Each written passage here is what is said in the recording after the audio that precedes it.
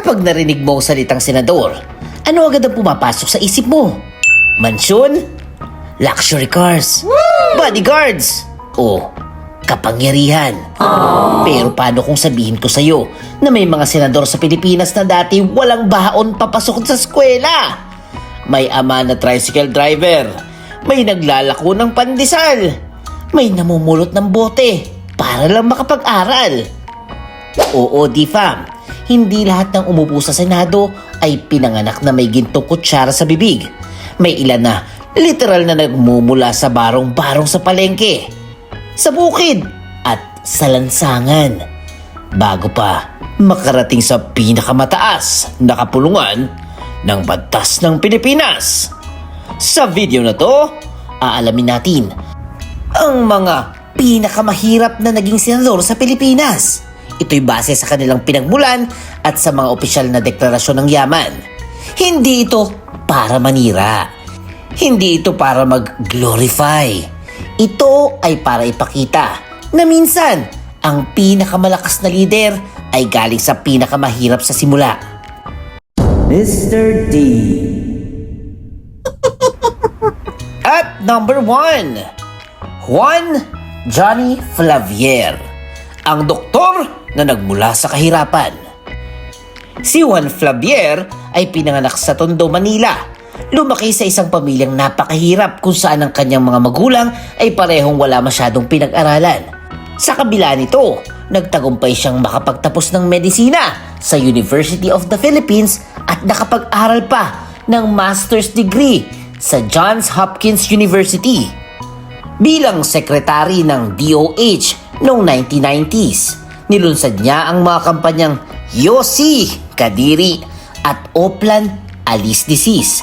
Ngunit mas sumikat siya nung naging senador mula noong 1995 hanggang 2007. Sa Senado, nagawa niyang ipasa ang Social Reform and Poverty Alleviation Act at iba pang batas para sa mahihirap.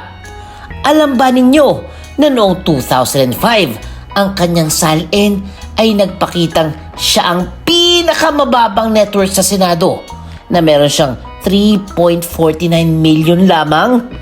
Pinatunayan ni Johnny Flavier na kahit maliit ang yaman, malaki ang puso at serbisyo. Sumunod ay si Rodolfo Pong Biazon, isang dating Marine Commandant at naging senador.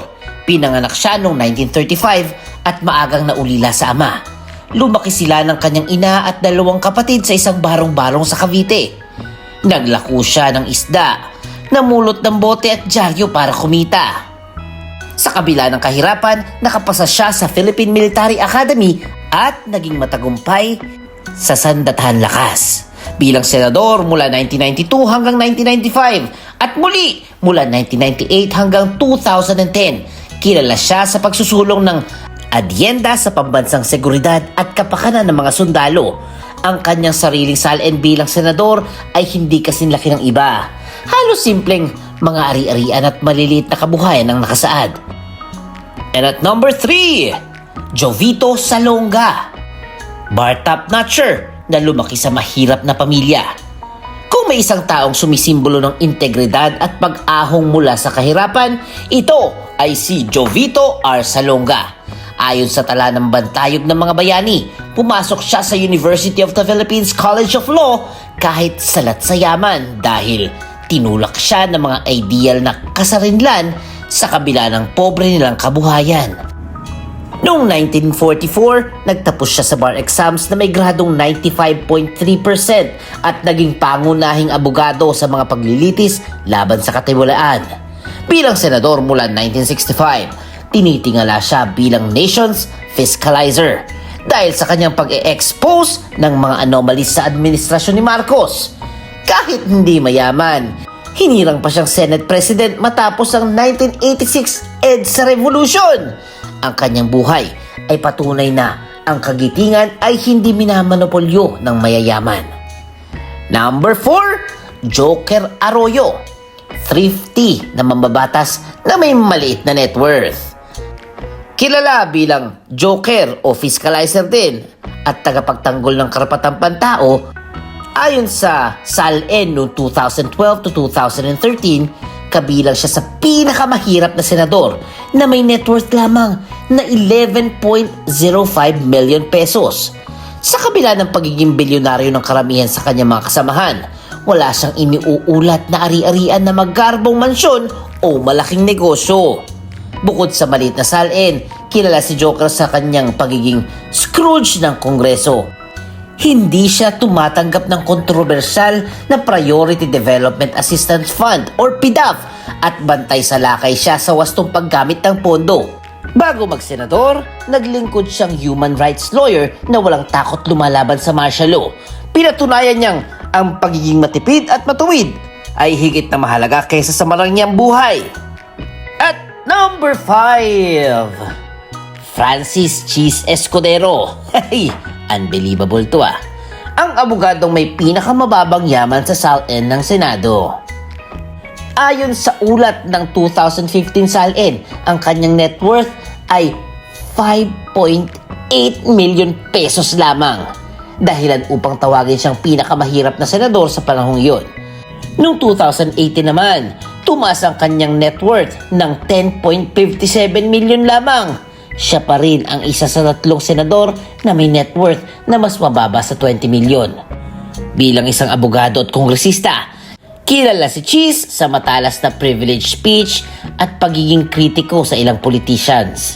Maraming against sa SALN na pinakita ni Cheese Escudero ngayong 2025. Napakababa nito at tila ba imposible para sa karamihan. At number 6, Antonio Sonny Trillanes IV, dating sundalong nag-alsa para sa pagbabago. Ang dating Navy officer na si Trillanes ay isang halimbawa ng senador na may mababang deklaradong yaman. Noong 2015, ang kanyang net worth ay 5.9 million lamang. At noong 2018, umaabot lamang ito ng 7.5 million. Kaya naman sinama siya sa pinakamahirap na senador. Nakilala si Trillanes bilang leader ng Oakwood Mutiny noong 2003 at syempre Manila Peninsula Siege noong 2007. Sa loob ng kulungan siya nag-file ng kandidatura bilang senador, ngunit nagwagi pa rin siya dahil sa panawagan ng sambayanang pagwawasto ng korupsyon. Sa Senado, naging mabagsik siyang tagapagtuligsa ng mga anomalya sa Armed Forces of the Philippines at Malacanang. Kahit mababa ang SALN niya, nanindigan siyang hindi tatanggap ng padrino at mananatiling simple ang kanyang pamumuhay. At number 7, Leila de Lima, mambabatas na deklaradong may net worth na mas mababa pa sa 8 million pesos. Siya ay dating Commission on Human Rights Chair at kalihim ng Department of Justice bago siya naging senador noong 2016. Ang kanyang deklaradong net worth noong 2018 ay 7.7 million lamang. Isa sa pinakamababa sa lahat ng senador. Tulad ni Trillanes, naging kritiko siya ng administrasyon at napagbintangang sangkot sa iligal na droga. Hanggang ngayon ay pinaglalabanan niya ang kanyang karapatan. Bagamat walang dokumentadong kwento na lumaki siya sa napakagandang kahirapan, malinaw na ang kanyang deklarasyon ng yaman ay napakababa kumpara sa karamihan ng kanyang mga kasamahan. Ang hamon sa kanya ay patunay na hindi lahat ng nagsiservisyo ay inuuna ang yaman. May ilan na handang isugal ang kanilang kalayaan para sa prinsipyo. At number 9, Ronald Bato de la Rosa, dating batang dirt poor na naging general at senador. Siya ay dating hepe ng Philippine National Police at ngayoy senador. Ang kanyang ama ay tricycle driver at ang kanyang ina naman ay tindera sa palengke. Dahil walang pera, madalas siyang pumasok sa paaralan ng walang almusal at naglalakad ng 8 kilometro papunta at pauwi. Para makalibre ng tanghalian, ginagawa niyang taktang aralin ng mga kaklase at nagtatrabaho bilang kargador sa palengke at konduktor ng bus.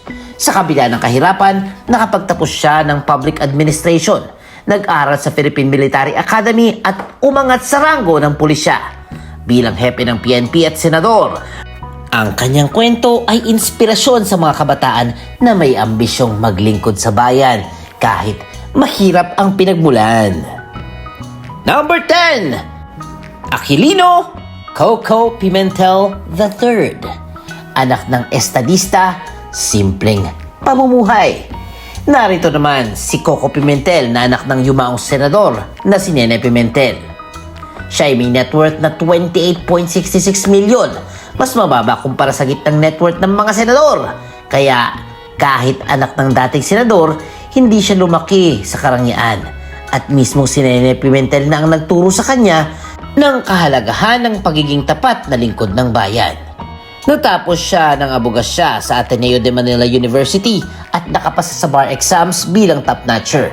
Nakilala lalo siya nang sinulong niya ang People's Court Bill at maging pangunahing tagapagtaguyod ng federalism sa bansa.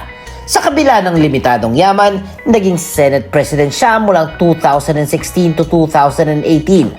Pinatunayan niya na maaaring mamuno ng may dangal kahit hindi bilyonaryo. Number 11, Gringo Honasan. Dating rebelde na may simpleng salin. Siya ay isa ring sundalo.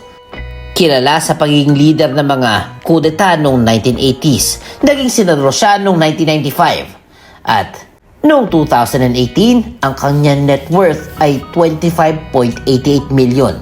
Isa sa pinakamababa sa kapulungan. Siya rin ay walang naitalang malalaking negosyo o mansyon.